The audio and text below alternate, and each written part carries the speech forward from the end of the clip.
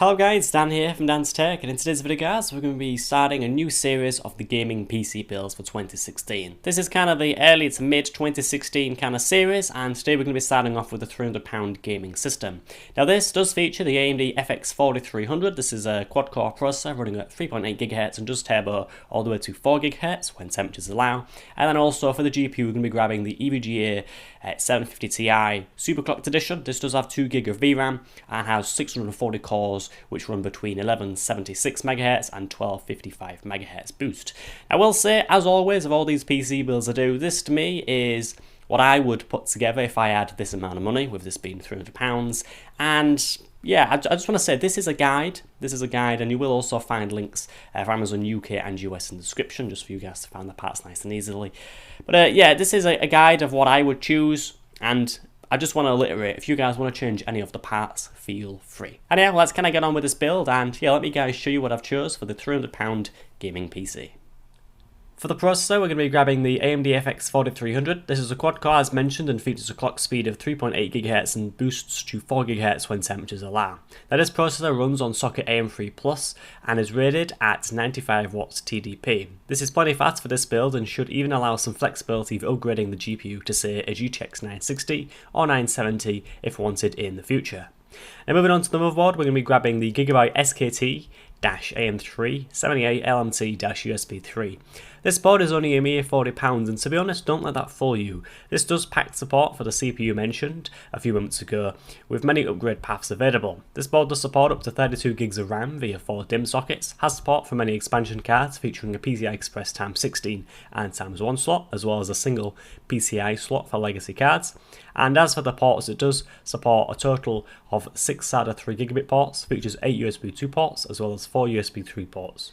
Moving swiftly onto the RAM, for this build I've opted to go with 8 gigs of Kingston HyperX Fury memory. All memory these days is pretty solid, and this series of memory has been tested by myself in a couple of builds up to now, and overall is pretty damn solid.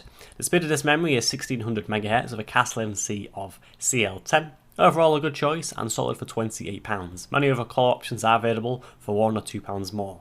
As for the storage, we'll be picking up a standard 1TB hard drive from Seagate. I've got a couple of these in my machine at the current moment, and overall do work very well for the price. Main specs include 1TB capacity, 7200 RPM spin speed and 64 MB of cache.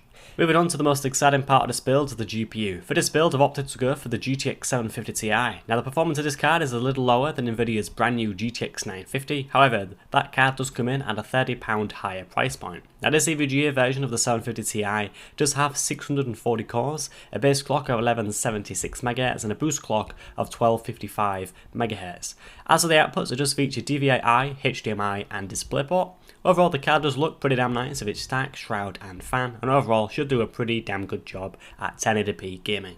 Moving on to the case, I've chosen the Fractally Designed Core 1100. This is a compact micro ATX case in black. Now also the features and also the design, this case features a 120mm intake fan with dust filters and can support an additional one in the side with support for another 2mm in the back. Now as for the storage, this case can support up to 2 conventional 3.5-inch hard drives, 3 SSDs or one of each thanks to the metal vertical brackets. The front panel has a brushed aluminium look and features both a USB 3 and 2 port in addition to the standard HD audio connectors. Graphic card clearance is 35cm in length, CPU cooler clearance is 14.8cm in height, and power supply clearance is up to 18.5cm if a typical length optical drive is mounted. Lastly, onto the power supply, we'll be grabbing the Corsair VS450. This is an entry-level power supply series Corsair recently announced and delivers great efficiency and noise levels when you consider the price point of £33. This power supply comes with all the connectors needed, including 4 4-pin peripheral connectors, 2 PCI Express connectors and 4 SATA connectors for hard drives. So guys, there are all the parts we chose for the £300 gaming PC. We did go over by £27, however by going over by this small amount it did allow us to get the 750 Ti versus the 750 from Nvidia, and if anything this does allow you to get a lot more FPS from your games, as the Ti version is considerably better and it is, if anything, you do get more value from this. The card does have 640 cores and will allow you to play most games at 1080p. Fair enough, not with the highest settings in the world, but this is an entry-level gaming system.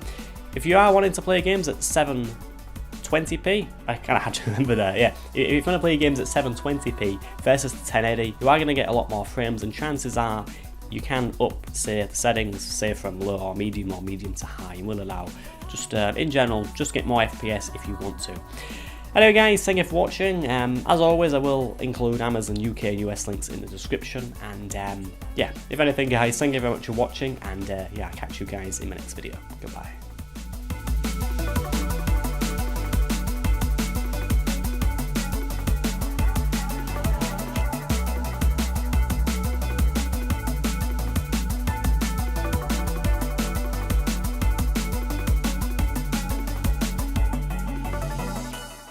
Now moving on to the most exciting part of this build, the GPU. For this build I've opted to go with the GTX 750 Ti.